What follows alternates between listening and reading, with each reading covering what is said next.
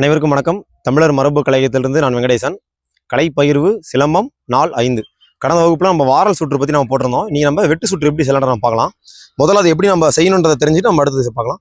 முதல்ல சமநிலையில் நின்றுட்டு கம்பை தலைக்கு நேர் வச்சுக்கிறோம். சரிங்களா? இந்த அடியோட குறியன்னு பார்த்தீங்கன்னா நடு மண்டை. அதனால இது பேர் மண்டை அடி சுற்றுன்னு சொல்லுவாங்க, உள் சுற்றுன்னு சொல்லுவாங்க. ஏன்னா கம்பு வந்து உடல்ல இருந்து நமக்கு உள் பக்கமாக வரும். எப்படின்னா கம்பை கீழ் நோக்கி எடுத்துட்டு வந்து உடம்பு உள்நோக்கி எடுத்துட்டு வந்து வெளியிருந்து தலையில் அடிக்கிற மாதிரி. சரிங்களா? மடிச்சு கீழ் வழியாக எடுத்துகிட்டு வந்து மேலேருந்து மண்டையில் அடிக்கிற மாதிரி. முதல்ல இதை உங்கள் தலைக்கு நேராக நிறுத்தி பழகும். சரிங்களா? எடுத்து வந்து நிறுத்தி பழகிறோம். நல்லா வந்ததுக்கப்புறம் தொடர்ச்சியான பயிற்சி எடுத்துக்கணும். சரிங்களா? இது பேர் வெட்டு இல்லை உள் சுற்று இல்லை மண்டையடி சுற்றுன்னு நம்ம சொல்லுவோம். சரிங்களா? அதே மாதிரி ஆதி நிலையில் இதே சுற்றை ஆதி நிலையில் நின்றுட்டு கம்பை தலைக்கு நேரம் வச்சுட்டு அடித்து எடுத்துட்டு பழகிறோம். நிலையை நிறுத்தி இது நல்லா வந்ததுக்கப்புறம் இதை தொடர்ச்சியாக நம்ம வேகமாக சுற்றி பழகிக்கும்.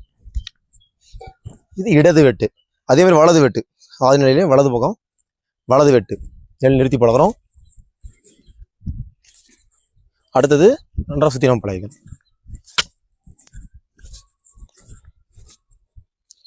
சரிங்களா? அப்போ நம்ம வெட்டு சுற்ற முதல்ல இந்த சம்மட்டி பிடியில் பிடிச்சி நம்ம அது பழகிக்கணும். சரிங்களா? எல்லா பிடிமுறைகளும் நம்ம முன்கூடி காணொலி போட்டிருக்கோம், பார்க்காதவங்க பார்த்துங்க. அடுத்து இந்த சுற்ற எல்லா பிடியிலும் நம்ம பயிற்சி பண்ணி பார்த்துக்கணும். சரிங்களா? அடுத்தது முச்சான் பிடியில் இறுகையில் பிடிச்சி செஞ்சு பார்த்துக்கிறோம். அதே வெட்டு சுற்று. அடுத்து நடுங்கும்பு பிடி முறையிலையும் இந்த வெட்டு சுற்றை பயிற்சி எடுத்து பார்த்துக்கிறோம். அடுத்து தனித்தனியாக கடைக்கம்பு பிடியில் வலது கையில் தனியாகவும் இடது கையில் தனியாகவும் பயிற்சி எடுத்துக்கணும். அடுத்தது முச்சான் பிடியில் வலது கையில் தனியாகவும் இடது கையில் தனியாகவும் பயிற்சி எடுத்துக்கணும். அடுத்து நடுகம்புலையும் வலது கையில் தனியாகவும் இடது கையில் தனியாகவும் பயிற்சி எடுத்து. சரிங்களா?